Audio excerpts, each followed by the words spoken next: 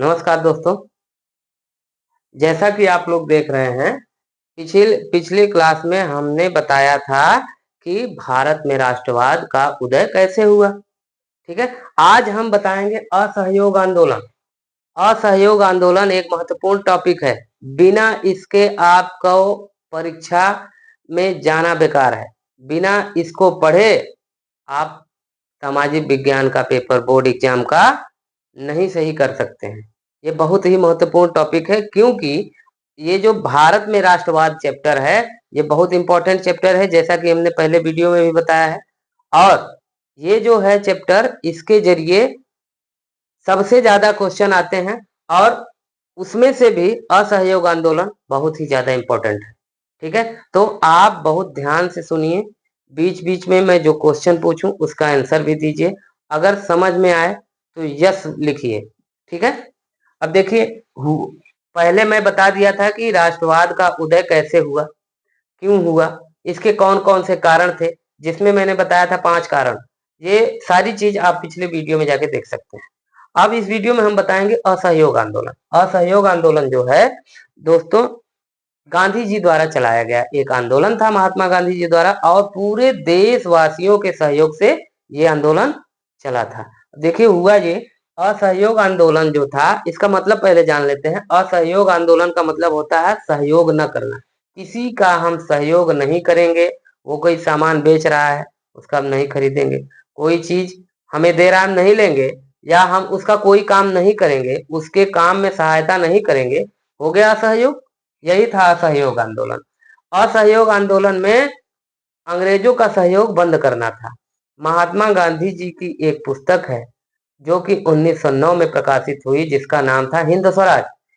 हिंद स्वराज में महात्मा गांधी जी ने कहा था कि भारतीयों के सहयोग से ही अंग्रेजों की दुकान चल रही है। अंग्रेज जो है भारत में कब्जा किए हुए हैं। ये भारत पे कब्जा करने का श्रेय किसके ऊपर था? भारतीयों के ही पास। ऐसा क्यों कहा उन्होंने? इसका कारण था, क्योंकि भारतीय ही उनका सहयोग कर रहे थे। भारतीय अगर न चाहते तो उनकी दुकान न चलती। जैसे देखिए, एक मिनट, भारतीय अगर न चाहते तो उनकी दुकान न चलती। हुआ ये कि भारतीय जो थे वो अंग्रेजों की पूरी पूरी सहायता करते थे। कैसे सहायता करते थे? वो जब यहाँ से लगान वसूलते थे, तो लगान वसूलने के लिए जमीन में कृषि कौन करता था? भारतीय ही करते थे। कंपनियों में मजदूरी कौन करता था? भारतीय ही करते थे। अंग्रेजों की नौकरी कौन करता था? भारतीय ही करते थे। जितनी भी अंग्रेजों द्वारा बनाई गई संस्थाएं थी, उनमें सब के सब भारतीय ही लगे थे। ठीक है, अंग्रेज जो थे वो सिर्फ प्रतिनिधित्व तो करते थे। वो हेड बने रहते थे, मेन काम वही करते थे। बाकी जितने काम छोटे होते थे, सब के सब भारतीय ही करते थे। ठीक, इस वजह से पूरा पूरा सहयोग हुआ भारतीयों का। उसी सहयोग को खींचने के लिए महात्मा गांधी जी ने यह आंदोलन चलाया, जिसका नाम रखा गया असहयोग आंदोलन। मतलब कि भारतीयों का सहयोग, सॉरी, अंग्रेजों का सहयोग न करना। ठीक है, यही चीज है। इसी चीज को एग्जाम में, बोर्ड एग्जाम में हर साल पूछा जाता है। ठीक, देखिए, होता हुआ ये, असहयोग आंदोलन कब शुरू हुआ, कहां तक चला, क्यों समाप्त हुआ, यही सारी कहानी आज हम लोग समझेंगे। हुआ ये, देखिए, सबसे पहले गांधी जी और शौकत अली, ये दो व्यक्ति पूरे देश भर में भ्रमण किए। भ्रमण क्यों किए? लोगों को एकजुट करने के लिए। एकजुट करने का सबसे अच्छा तरीका क्या था? जो उस समय भारतीय राष्ट्रीय कांग्रेस था, भारतीय राष्ट्रीय कांग्रेस के जितने सदस्य थे, सभी सदस्य अलग अलग क्षेत्रों से आते थे। तो अलग अलग क्षेत्रों से आते थे, तो सभी लोग अपने अपने क्षेत्र के प्रतिनिधि थे, अपने अपने क्षेत्र की समस्याओं को बताते थे। उन्हीं लोगों से मिलने पूरे देश में भ्रमण किए। अब देश में जब भ्रमण करने लगे, तो बहुत से ऐसे कांग्रेस के नेता थे जो कि इससे सहमत नहीं थे, इनके आंदोलन से सहमत नहीं थे।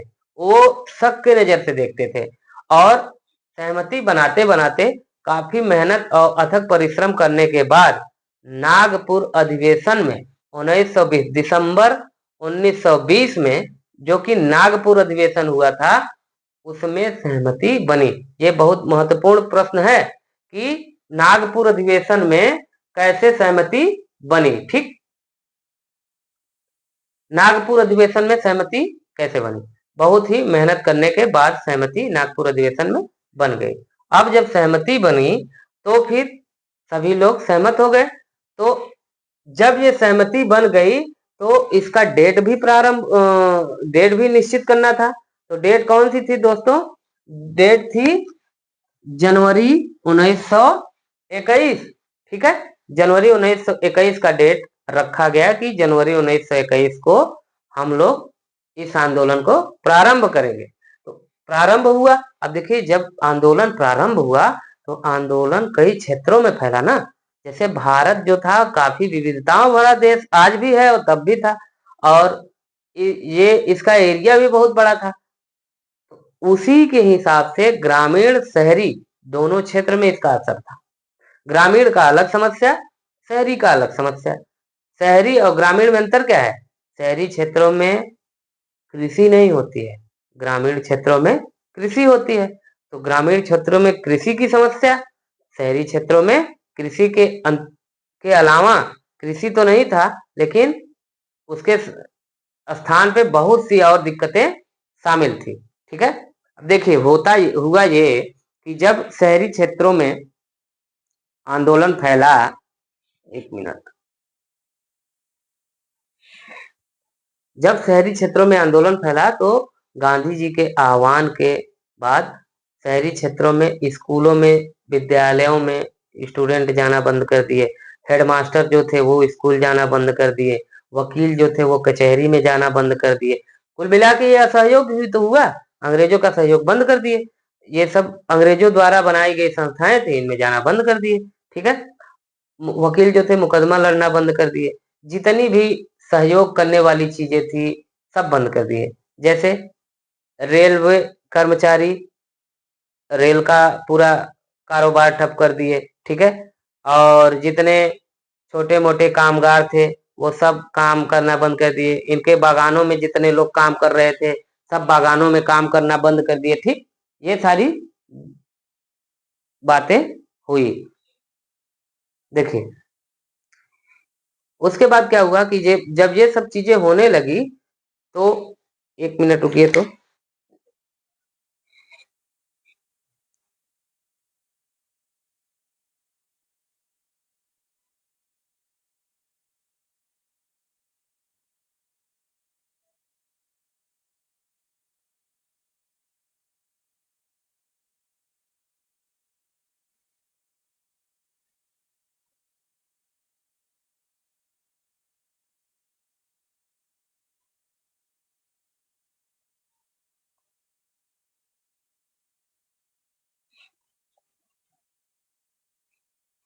जब शहरी क्षेत्रों में ये सारी चीजें होने लगी तो ये इनको काफी नुकसान होने लगा अंग्रेजों के। अब देखिए, इसके साथ साथ जो ये सब तो किए ही किए, इसके साथ साथ आर्थिक मोर्चे पे भी काफी हद तक नुकसान पहुंचा है। क्या नुकसान पहुंचा है? उनका सामान लेना ही बंद कर दिए। अंग्रेजों का जितना भी विदेशी सामान था वो लेना बंद कर दिए। जो विदेशी कपड़े थे उनकी होलिका जला दिए, उनकी होली जला दिए। ठीक है, विदेशी सामान लेना बंद कर दिए। बोले कि हम भारतीय ही सामान खरीदेंगे, भारत में जो बना हुआ सामान है वही बस खरीदेंगे। ठीक है, अब देखिए, ये कब की बात है? 1921 की बात है, जब स्टार्ट हो गया ये आंदोलन। उसके बाद एक जस्टिस पार्टी थी जो कि मद्रास में थी, उन्होंने इस आंदोलन में भाग लेने से मना कर दिया। ये याद रखना, जस्टिस पार्टी मद्रास में जो कि गैर ब्राह्मण समूहों द्वारा बनाई गई थी। इन्होंने आंदोलन में तो भाग लिया, लेकिन परिषदीय चुनावों में भाग न लेने से मना कर दिया। जैसे परिषदीय चुनाव कौन करवा रहा था? अंग्रेजी करवा रहे थे। उसी समय परिषदीय चुनाव हो रहा था। परिषदीय चुनाव में सभी लोग भाग नहीं ले रहे थे, लेकिन उन्होंने कहा हम भाग लेंगे। क्यों लेंगे? उन्होंने कहा जितनी भी सुविधाएं बाकी लोगों को मिलती है हमको भी मिलनी चाहिए, अगर नहीं मिल रही है तो हम उसमें भाग लेंगे। अंग्रेज कुछ लोगों को सुविधाएं दे रहे थे, बाकी लोगों को नहीं दे रहे थे, तो वो बोले कि अगर हम भाग लेंगे तो हमको भी ऐसी सुविधा अंग्रेजों द्वारा मिलेगी। जो जिनको भाग नहीं लेना है वो ना ले, लेकिन हम लेंगे। अब देखिए हुआ ये कि आर्थिक मोर्चों पे क्या क्या हुआ कि विदेशी सामानों का बहिष्कार किए, शराब की दुकानों की पिकेटिंग किए ना। आपको हमें बताना है, ये प्रश्न है मेरे तरफ से, पिकेटिंग किसे कहते हैं? ठीक, पिकेटिंग आपको बताना है कमेंट में कि पिकेटिंग किसे कहते हैं। और उसके बाद देखिए विदेशी कपड़ों की होली जलाई गई। ठीक है, 1920-21 के बीच विदेशी कपड़ों का आयात आधा रह गया। 1920-21 के बीच विदेशी कपड़े जितने भी आते थे अंग्रेजों द्वारा बना के, उनकी कीमत आधी रह गई, आयात आधा रह गया। ठीक है, आयात क्यों आधा रह गया?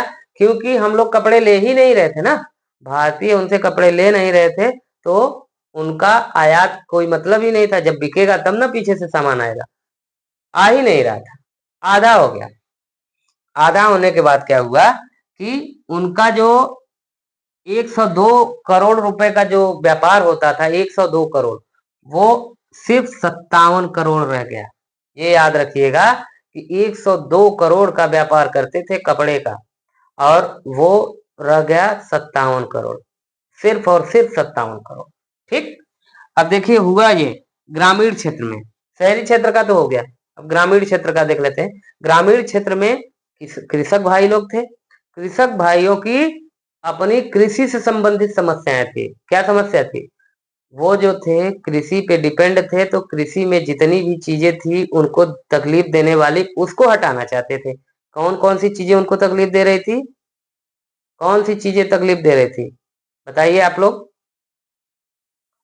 कृषि में उस समय कौन सी ऐसी चीजें थी जो कि किसानों को दिक्कत दे रही थी, बताइए। उस समय देखिए कृषि में,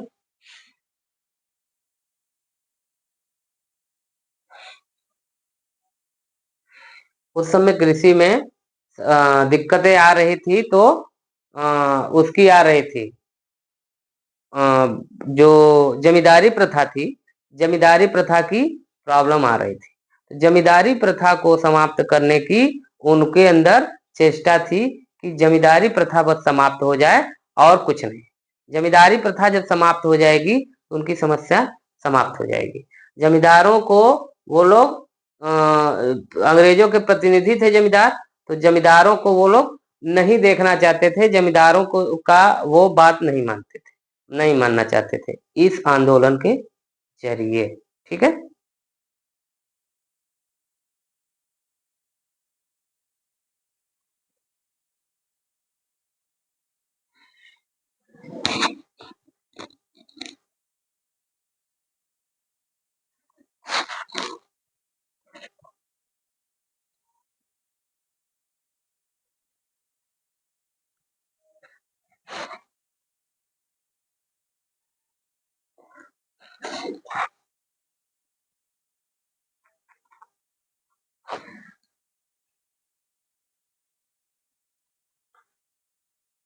ठीक है। अब इनकी बात नहीं मानते थे, नहीं मानना चाहते थे जमींदारों की। तो हुआ ये कि यहाँ के जो ग्रामीण क्षेत्र के जमींदार किसान थे, वो चाहते थे कि जमींदारी प्रथा समाप्त हो जाए और जमींदारों को हटा दिया जाए, और जमीनें जो हैं वो सबको बांट दिया जाए। और बहुत से स्थानीय नेता जो थे, ये लोग भी यही चाहते थे कि अंग्रेजों द्वारा जो ये बनाया गया सिस्टम है, ये समाप्त कर दिया जाए। ठीक है, अब देखिए हुआ ये कि ये ग्रामीण क्षेत्र में जो एक सन्यासी बाबा रामचंद्र थे, ये अवध क्षेत्र का के किसानों का नेतृत्व कर रहे थे। और ये जो थे रामचंद्र जी, ये गिरमिटिया मजदूर के रूप में काम कर चुके थे फिजी में। ठीक है, और जमींदारों तालुकदारों के खिलाफ बेगारी पट्टेदारी, ये सारी समस्याएं थी। देखिए जो जमींदार लोग थे ना, ये बेगारी बहुत करवाते थे, बेगारी करवाते थे किसानों से। और जो पट्टेदारी थी ये फिक्स नहीं थी, पट्टा जो था हर साल चेंज होता रहता था। ठीक है, ऐसी ऐसी समस्याएं थी कि पट्टा हर साल चेंज हो रहा है, जो जमीन किसानों को दे रहे थे वो हर साल दूसरे को दे रहे थे। ठीक है, अब देखिए, जो जमींदार थे इनका सामूहिक बहिष्कार करने का आह्वान किया गया कि सामूहिक बहिष्कार कर दिया जाए, सामूहिक सामाजिक बहिष्कार कर दिया जाए। और एक तो सामाजिक बहिष्कार में नाई धोबी जो था, नाई धोबी जो थे उनका बहिष्कार कर दिए कि नाई और धोबी इनका काम ही नहीं करेंगे। अब देखिए 1921 में आंदोलन फैला तो तालुकदार और व्यापारी जो थे उनके मकानों पे हमला कर दिया गया। मकानों पे हमला करके उनके उनके सामान को लूट लिया गया। जबकि महात्मा गांधी जी ऐसा नहीं बोले थे कि किसी का सामान लूटना है, हिंसा करना है, लेकिन जो भीड़ होती है वो अपने मन का करने लगता है।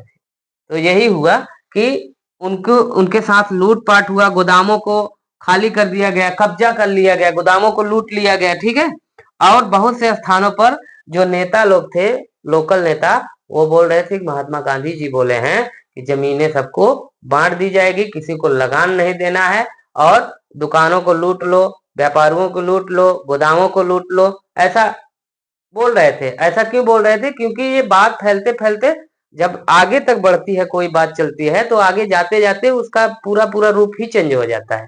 यही हुआ इसके साथ भी। महात्मा गांधी जी कभी नहीं बोले थे कि ऐसा करो कि हिंसक हिंसक रूप हो जाए, ऐसा नहीं बोले थे, लेकिन ये लोग बात पहुंचा दी वहां तक, तो ऐसी ऐसी ऐसी घटनाएं होने लगी। ठीक है, देखिए, शहरी क्षेत्र हो गया, ग्रामीण क्षेत्र हो गया। अब तीसरा क्षेत्र जो आता है वो था बागान। ठीक है, बागान।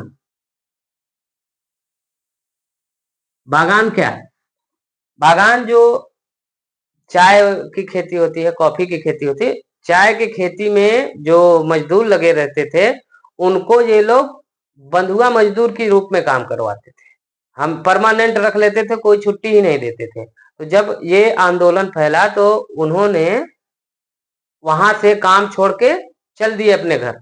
जब अपने घर की तरफ चल दिए, लेकिन वो घर नहीं पहुंच पाए। घर क्यों नहीं पहुंच पाए? क्योंकि हर जगह आंदोलन का असर था। रेलवे कर्मचारी अपना रेलवे का काम छोड़ के चले गए थे, तो ट्रेन चल नहीं रही थी, वो उस वजह से नहीं आ पाए। बसें बंद थी, उस वजह से नहीं आ पाए। कुछ दूर आए पैदल, पकड़े गए। पकड़े जाने के बाद क्या हुआ कि वो पकड़ के ले गए और उनको उनकी बहुत ज्यादा पिटाई की और बहुत ज्यादा यातनाएं दिए उन मजदूरों को। ठीक है, ये बागानों में था। यही दोस्तों तीन चीज है, यही तीन टॉपिक, जो असहयोग आंदोलन है इससे जुड़ा हुआ तीन हेडिंग है। यही तीनों को तैयार कर लीजिएगा, इतना बहुत है। ठीक है, इनमें कौन कौन सी चीजें मैं बताया हूं? पहला नगरीय क्षेत्र, दूसरा ग्रामीण क्षेत्र, तीसरा बागानों में। ठीक है, बागानों में असहयोग आंदोलन का असर था, इन सब क्षेत्रों में असर था। अब देखिए, मैं आपसे कुछ क्वेश्चन पूछ रहा हूं मेरे तरफ से। क्वेश्चन ये है कि कौन से अधिवेशन में असहयोग आंदोलन को पारित किया गया? दूसरा क्वेश्चन, ध्यान से सुनिए। पहला था कौन से अधिवेशन में ये पारित किया गया असहयोग आंदोलन।